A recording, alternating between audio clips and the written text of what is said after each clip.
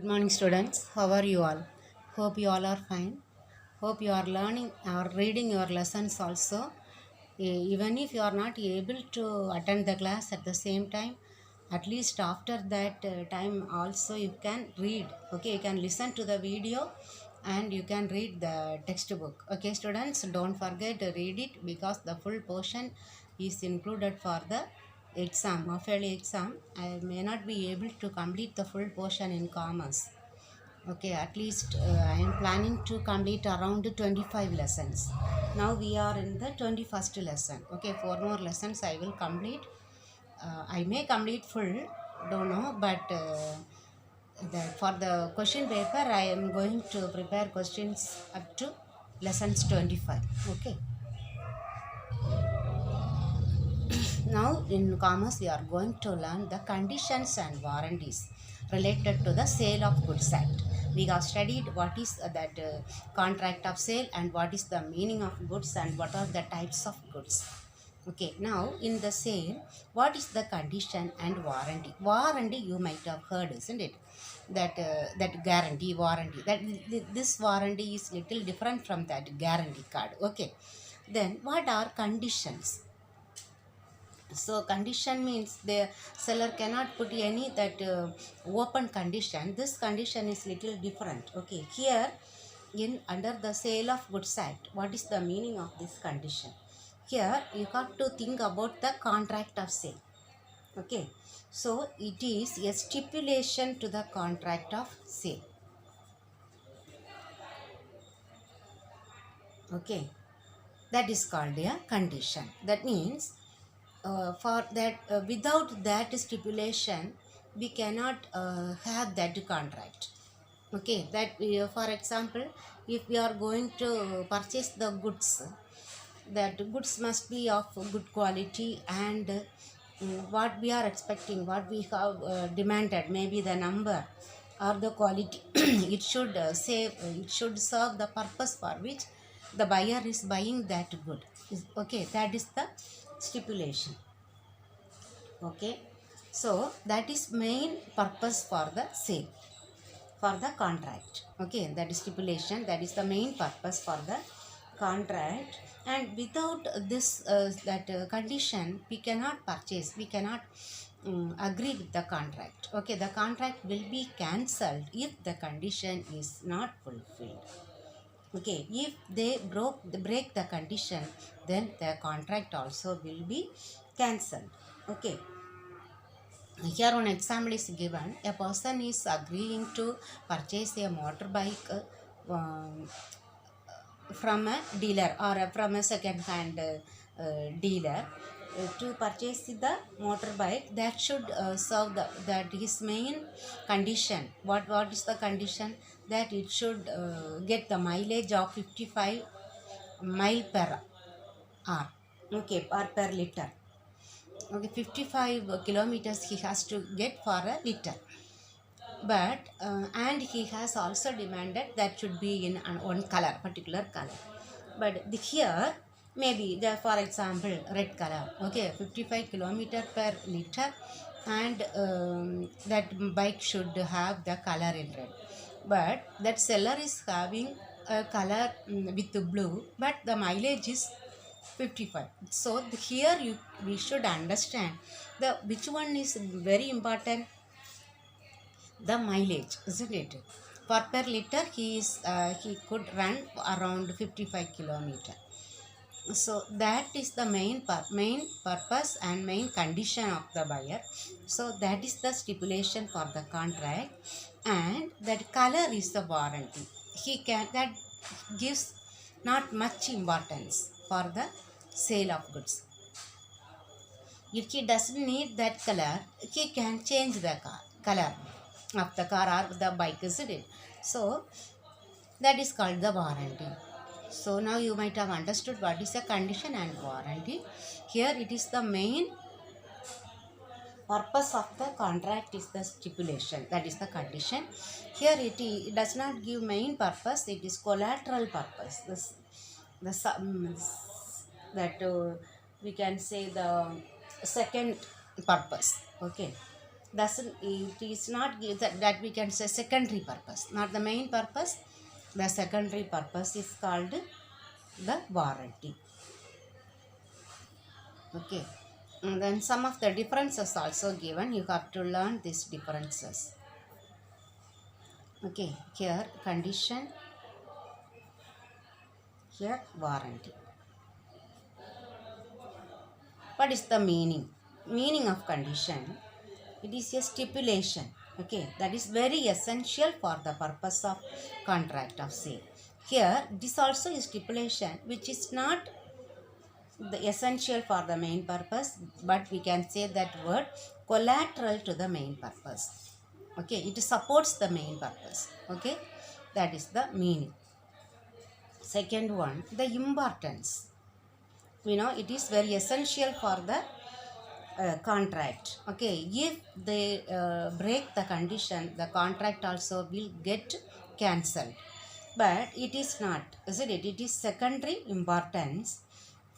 Okay, the warranty is of secondary importance. Then if the warranty is broken, it is violated, then they do not need to cancel the contract. Okay, the third one, transfer of ownership. Here the ownership that it can be transferred only after fulfilling the condition. Okay, here without fulfilling the condition, the warranty, the ownership can be transferred to the buyer. Okay, no need to fulfill the warranty, but here it is main, so it must be fulfilled before transferring the ownership. The condition must be fulfilled. If the condition is not fulfilled, they cannot transfer the ownership of the goods. Then what is the remedy if they do not, that if any breach of condition, that means if they, what is the breach means, if they do not fulfill the condition, what the buyer can do, he can claim damages. Okay, or he can, at least he can cancel the contract, or the contract is already has been made, and again he has found out that the seller has made a breach of condition. Then what can he do? He can claim damages, he can file a case. Okay, and he can claim damages from the seller. But here the warranty is that violated, then the buyer do not need to cancel the contract, but he can get only the claim only. Okay, he can file a case, but he can get the claim, but no need to cancel the contract. Okay, the next one, treatment. How can they treat? The same thing only. That means if the treatment of condition is also treated as that breach of warranty. Okay, that means both are not followed. Okay, not fulfilled.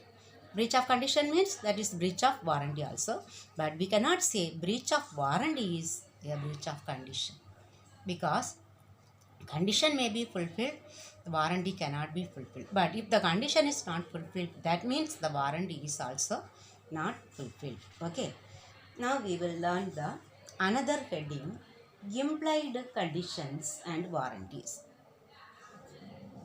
That means the understood implied conditions.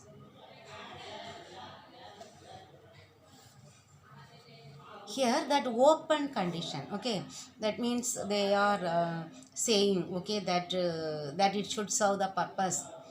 For example, that example in what I have told you, that 55 kilometer per liter is the condition that must be fulfilled. That the condition of the buyer, that must be fulfilled. Otherwise, they may cancel the contract. Here, that understood condition, all these conditions must be fulfilled by the seller and from the product they are getting, the purchaser, one who is getting the product. Okay, what are the implied condition? Conditions has to title. Condition as to title. Title means we know the ownership. We are purchasing one product from the person that it is who's ours now, isn't it? There, the title should not, another person after some days, another person may not come and ask from us that is theirs. Okay, if anything happens like this, then the seller has to compensate the buyer. Okay, he has to, uh, the buyer can claim from the seller for his damage. Okay, then conditions as to description.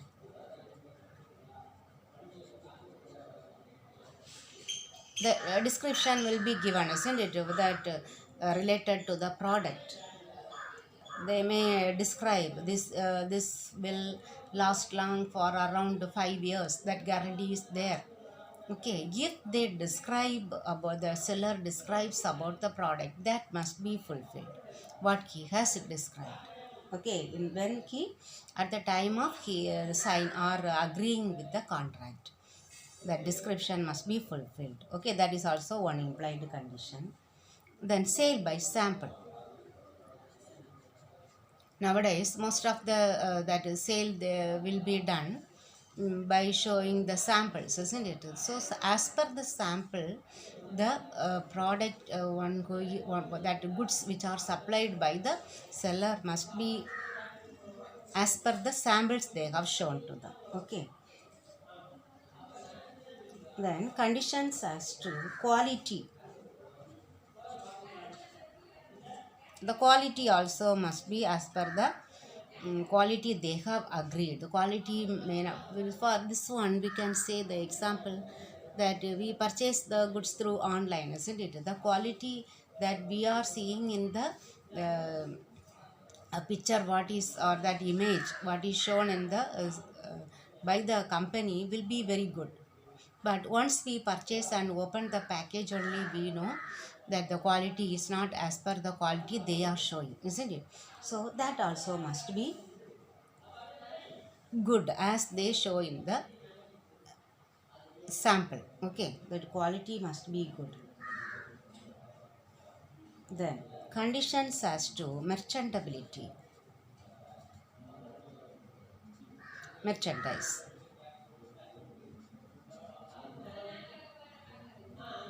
So for what we are purchasing, merchantability means we can say everything together. Okay, the quality what is described about in the label.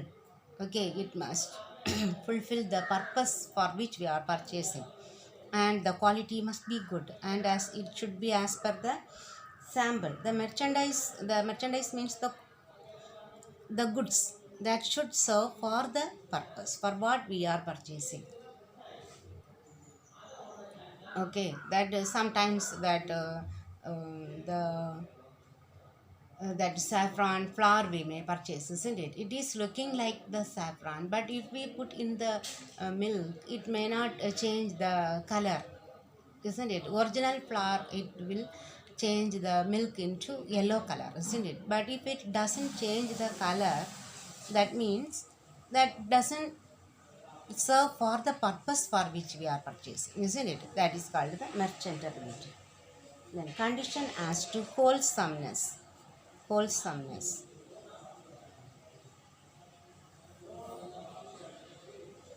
This one, it for we can say an example, milk. We purchase the milk and we once we boil it get spilt. Okay, what is the purpose? It doesn't serve for the purpose of purchasing that milk, isn't it? Wholesome or contaminated milk, that once they have drunk that milk, a person gets sick, then what is happening? That is not wholesome milk, isn't it? That spoiled milk may not be uh, sold, isn't it? So the wholesomeness, another implied condition. Then trade usage. Trade usage.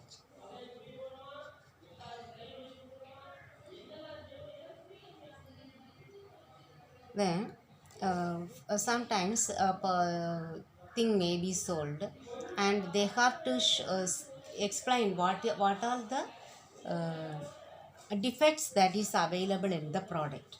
If we use in this condition, it will cause some defect, some damage to the product or to the people health. That must be expressed. Okay, that is also another trade usage. What are the defects, how to use, everything must be explained to the buyer. Okay, all these are the implied conditions.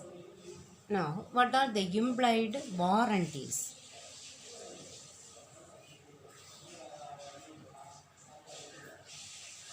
What are the implied warranties? First one, quiet possession.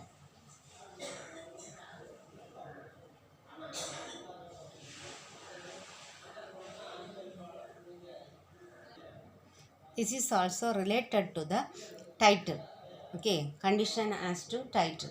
Because the title or ownership, the possession must be clear, it must be quiet. It should be transferred from the seller to the buyer. After some time, another person may not come and mm, they may not say that it is their product.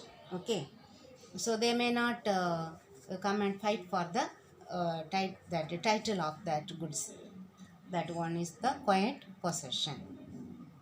Okay, for this purpose only, if we go to purchase a land, they will check all these things, isn't it, whether anybody is there, uh, for the whether the title of ownership is correct. They have to get some patta chitta and all, isn't it, we have heard. That will they will check before purchasing a land. So that is the implied warranty, quiet possession. Second one, free from any encumbrances. Encumbrances, this correct meaning is that villangam we say, isn't it? See, any encumbrance, whether they have that mortgage document and they have got any loan from the bank, then if they do not pay that loan amount, that land will go to the bank. They can seize that land and they can sell it and they can recover their loan amount from that saleable amount. Okay, so in between, if the person has sold this land, the person one who is going to purchase the land will be affected. Okay, so we should check the encumbrances. So the land or any property, that must be free from any encumbrances. Many the even not only the land, any building may be kept or any machineries or any car. Okay, so then some movable or immovable properties can be given as that mortgages or pledge. Okay, or security to the loan that we borrow from the bank or financial institution. That must be so that that product or goods must be free from encumbrances. Then free from, that means warranty in case of dangerous goods.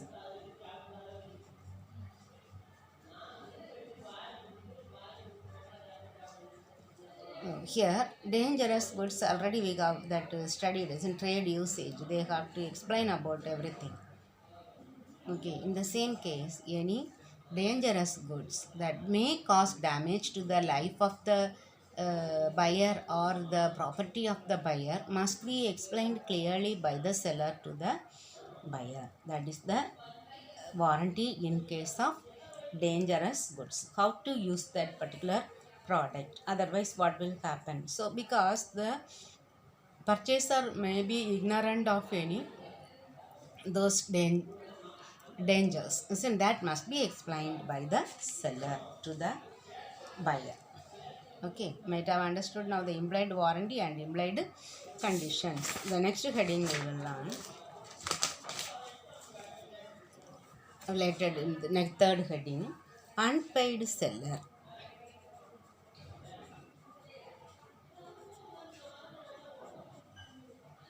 Unpaid seller, who is an unpaid seller?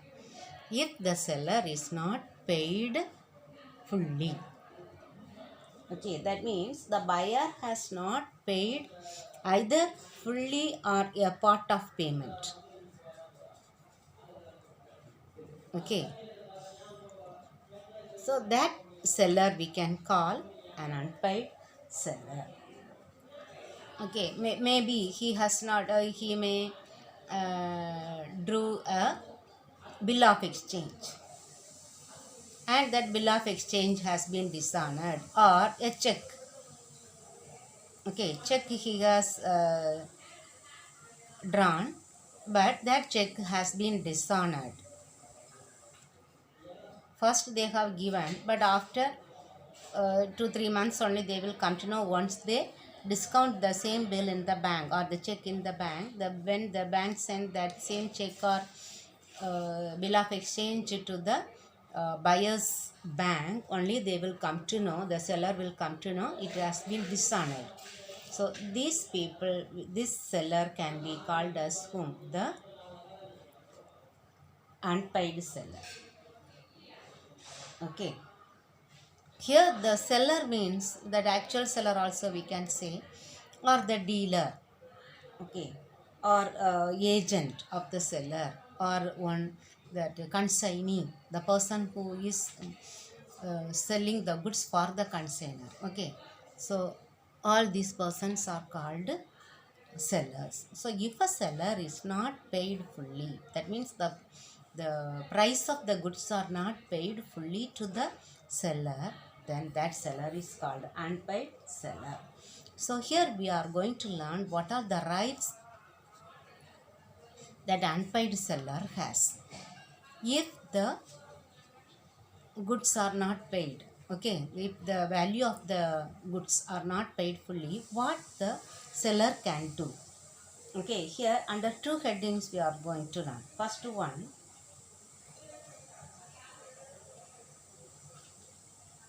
the rights of the seller against the goods. What he can do with the goods. Okay. Here again against the goods, under two heading we are going to learn. Where the property of the goods has passed already to the buyer. That means the ownership is transferred to the buyer already. Okay, what he has to do? He is having the right to lien. Understood?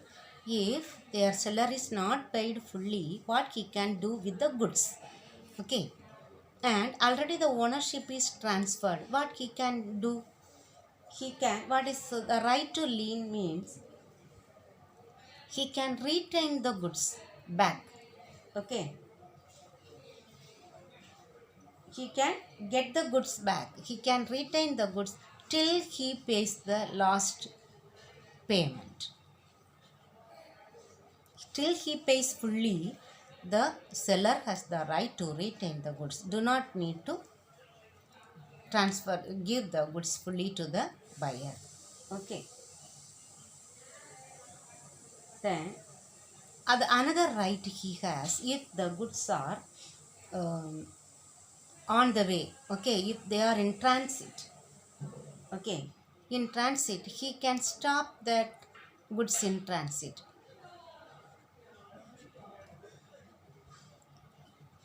Sometimes the goods are already gone to the carrier. Okay, so carrier, it is taking, the truck is taking the goods to the person. It will take 4 or 5 days. Then they might have the contract, maybe within 1 or 2 days they may settle the payment. But if the that seller become unpaid, that means the buyer has not paid the amount fully. What the seller can do? He can stop the goods in transit. No need to deliver. That means the goods goods should not be delivered to the buyer. He can stop. Okay, and he can take back. Again, he can retain the possession of the goods back with the seller. Do not need to deliver the goods to the buyer's destination. Okay.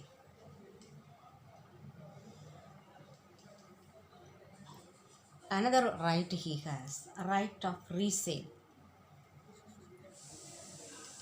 They may have some time as uh, the reasonable time, or he can resell those goods because he cannot keep it with him all that for a long time, isn't it? Before the certain period, usually that for perishable goods, the seller can has the right to resell the goods because otherwise it will be a damage for him also.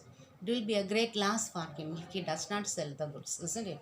So he has the right to resell the goods. Okay, then the another condition, second one, where the property or the title of goods is not transferred to buyer. Okay, not passed on to the buyer. First one, it is already, that means the goods have been delivered. Okay, they can retain the goods, take back the goods, or if it is on the transit, on the transport, no, they can stop the transit and again retain the goods. After retaining the goods, he has the right to resell the goods also. Second one, if the goods have not been transferred, the title of goods is still with the seller, not with the buyer. Then, and he has not paid the amount as per the agreement, what the seller can do? He can file a case for the price, that is suit for price. Okay, as per the contract, the buyer is not paying the amount, so he can file a case in the court for the price of the goods. Okay, then, and otherwise,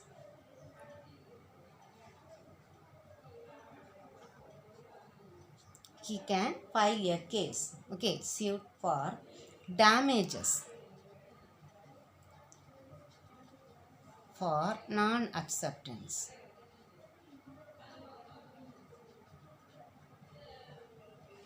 Sometimes the goods may be transported to the buyer, and on the way the buyer, or once it reached the destination of the buyer, if he refuses to accept the goods, then the seller, and he has not paid also fully, then what the seller can do? He can file a case, or he can sue for the damages for non accepting the goods, or he can uh, claim for the damages that has cost for him because of the transportation, and that is a one loss. And again he has to transport from the buyer's destination to the sellers. Okay, who will pay for that payment? He can claim for the damages. Okay, then some buyers, they can, what they may do, they may cancel the contract. Okay, so if they cancel the contract, that also they can sue. For cancellation of the contract before its due date, they have agreed, okay, within 1 month they are going to deliver the goods to the buyer's place, but the buyer within 2 weeks he is cancelling the contract, but the seller has made all the steps, all the procedures he has followed, and he is almost going to deliver the goods at the time. And if the buyer cancels the contract, again he has the right, and he has not paid, okay, then he can file a case and he can claim damages. Okay, then he has the right to suit for interest also,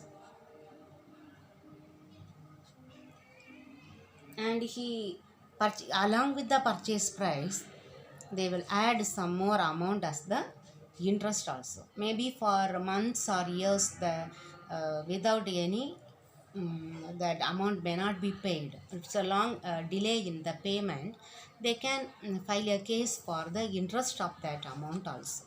Not only the bill payment, along with the bill amount, they may charge another amount as interest for the amount unpayable. Okay. So that this lesson we have completed. In the intersession class, I will mark the question answers and I will give you. So the tomorrow I will teach you the next lesson. Okay, 22nd lesson, the Negotiable Instruments Act. Okay, students, thank you very much.